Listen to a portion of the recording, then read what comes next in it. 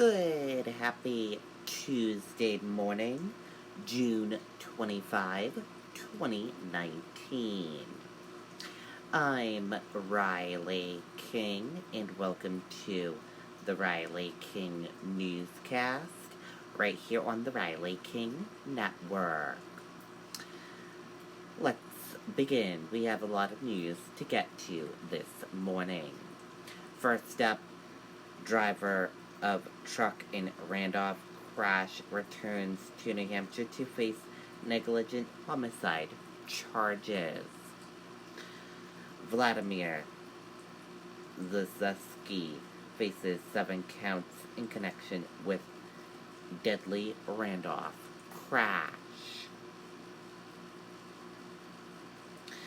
The driver of a pickup truck that collided Friday night with a group of motorcyclists, killing 7 people and injuring 3 others, has returned to New Hampshire to face negligent homicide charges.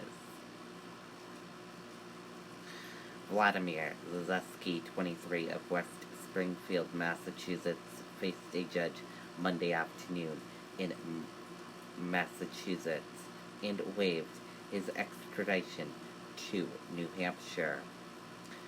He is scheduled to be arraigned Tuesday in Coos County Superior Court in Lancaster, New Hampshire.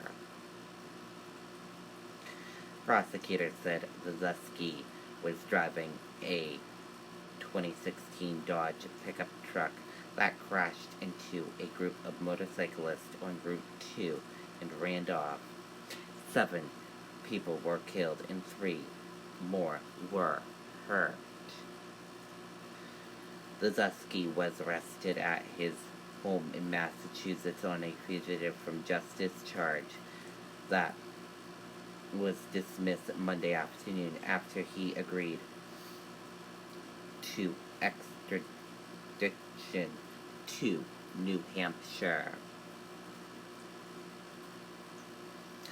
Local, state, and federal agencies are investigating the crash. Coos County Attorney John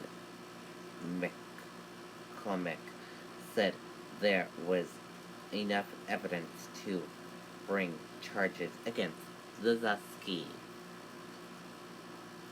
Prosecutors have not released the evidence that led to the charges and have filed a motion to seal the probable cause affidavit, saying the investigation is ongoing.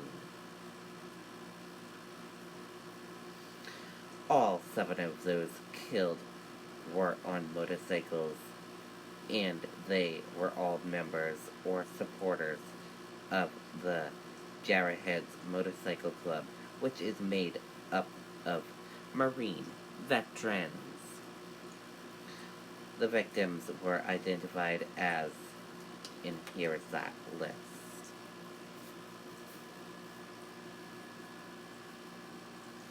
And these are the victims here.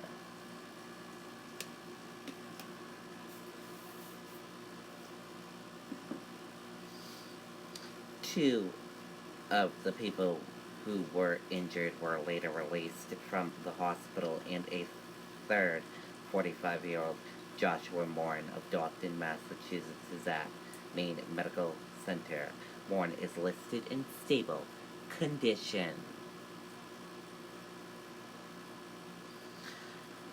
WMUR News 9 has learned that Zazeski appeared in a Springfield courtroom in April 2012 on charges of unlicensed operation of a motor vehicle, negligent operation of a motor vehicle, and speeding.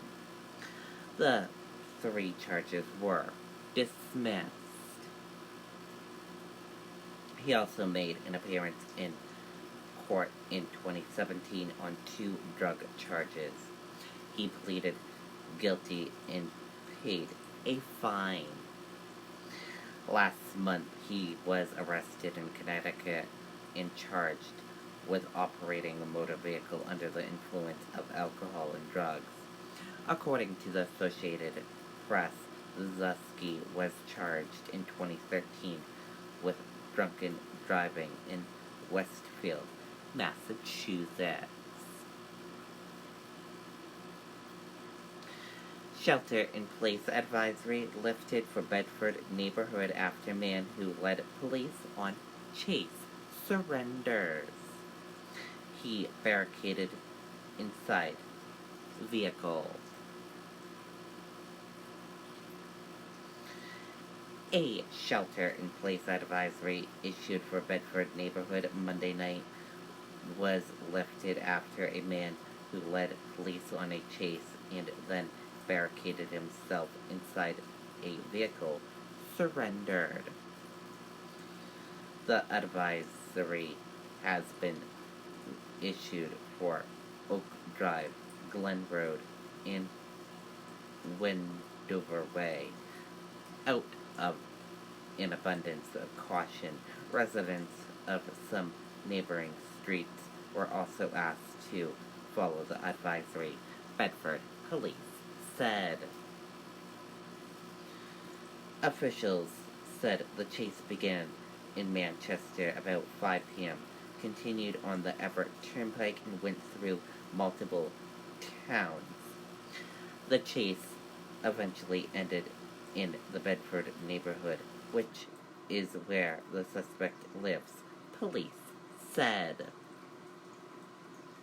Police said the man's vehicle got stuck in bushes underneath high-tension power lines, and he remained barricaded inside it.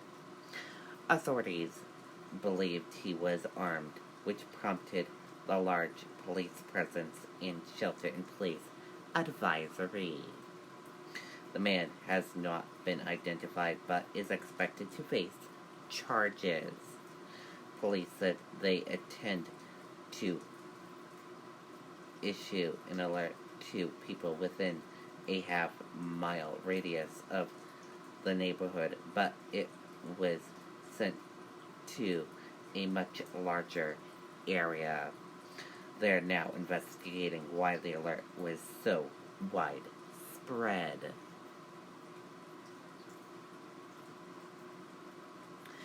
Dow features slightly lower as investors await more Fed talks.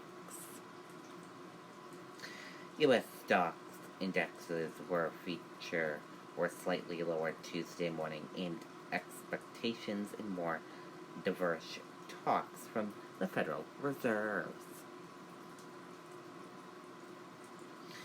Police released video of Jesse Smolt with noose around his neck. Portion of police video obtained in connection to the Jesse Smolt case has been released, giving a never-before-seen look into the controversial case. And if you want to read more or watch that video, we will have a link for you on the Riley King Network Facebook page. And that does it for the Riley King Newscast right here on the Riley King Network. I hope you all have a great rest of your Tuesday, and I'll see you back here later on today for another newscast. And I'll have a news report coming up in a little bit. Goodbye, and see you later.